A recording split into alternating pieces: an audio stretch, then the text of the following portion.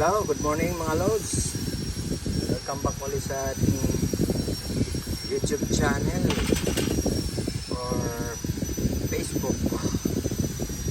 For today's video, maghahanap tayo ng mga LED lights na pwede pang magamit. So, marami tayong mga LED lights dito na hindi na gumagana. Ayan.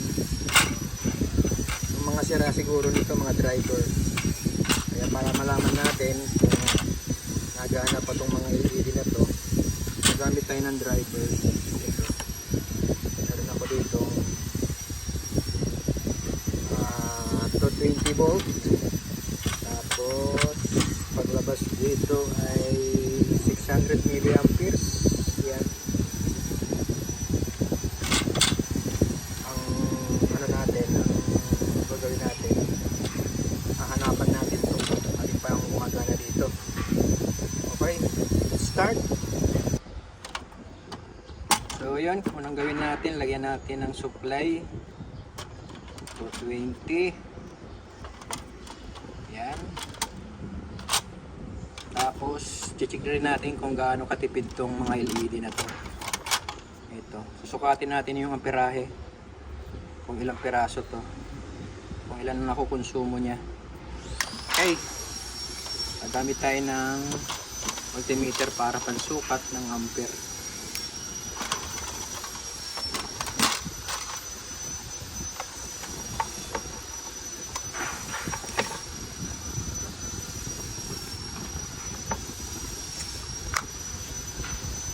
Okay, yan muna natin tong power supply natin. Lagyan natin ng power supply.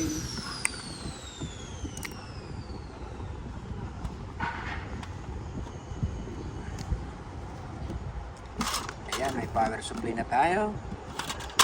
Isa-isayin natin. Unahin muna natin to. Unagaan na to.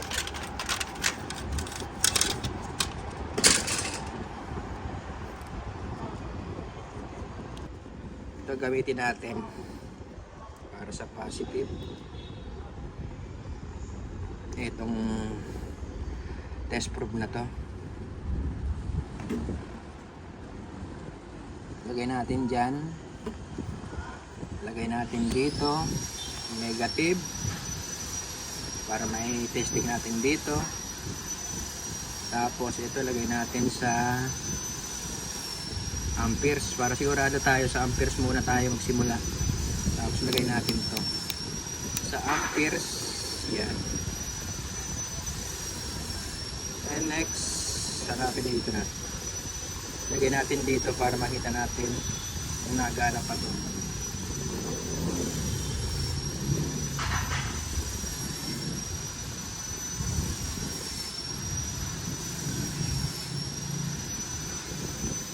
Walang supply natin dito. Baka nag-loose lang dito.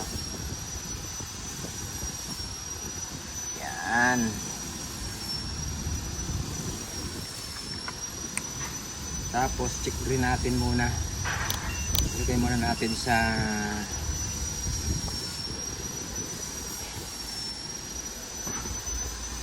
may power na.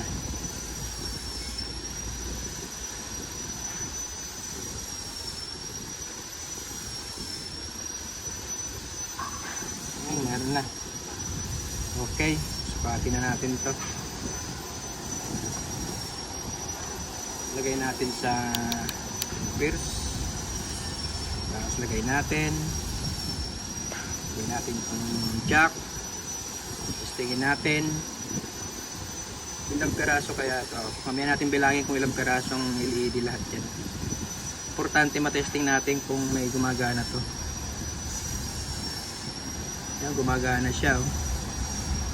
So meron siyang 0.121 0.121.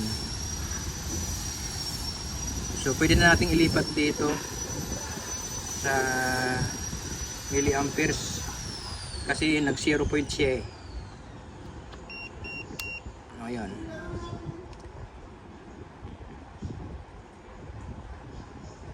Yan. 120 milliamperes. 121 milliamperes. So yun, 121 milliamperes to at gumagana siya. Ayan, napakarami ng ano na yan, LED oh. Ayan na. 1, 2, 3, 4, 5, 6, 7, 8, 9, 10, 11, 12, 13, 14, 15, 16, 17, 18, 19, 20, 21. 21 plus 21, 42. Plus dalawa dito, 44. 44 to. Ang kanyang sukat sa milliamperes sa amp ay 121. Okay. Gumagana. Check naman natin itong isa. Siraan na to. Yun ang gumana. Dito nga natin lagyan.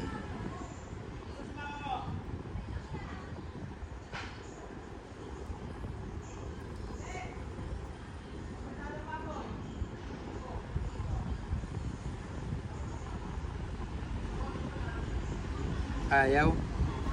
Medyo malalaki siya oh. Malalaki ang kanyang mga LED. Lipat muna natin to.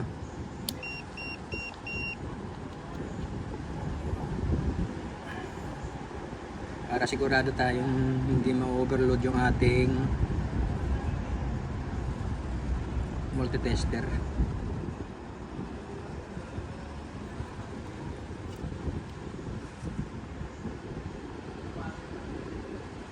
Wala talaga.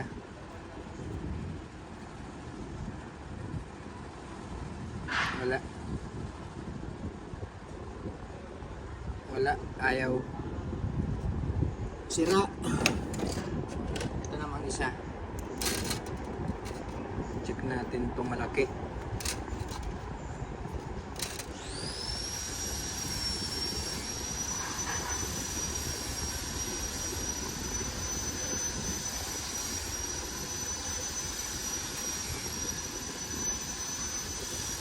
Ito nagana pa oh.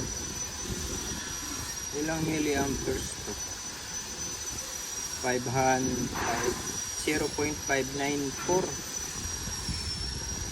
Ilagay natin sa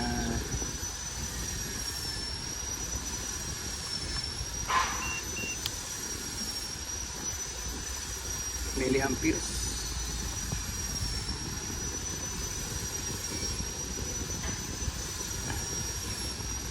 Ibig sabihin over limit. Lagay natin, balik natin dito. Over limit yung ating ano.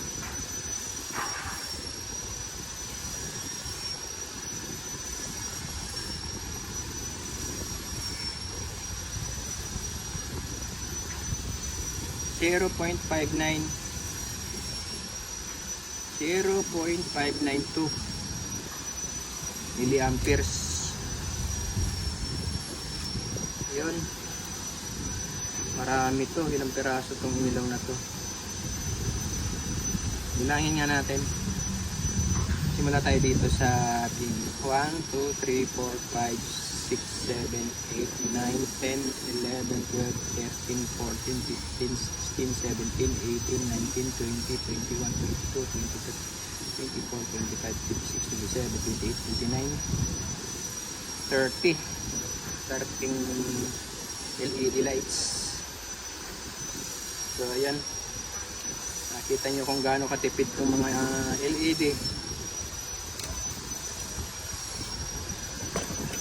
Ayun, wala na tayong eto, hindi na nagana rin to eh. So ayun, hanggang dito lang ating video.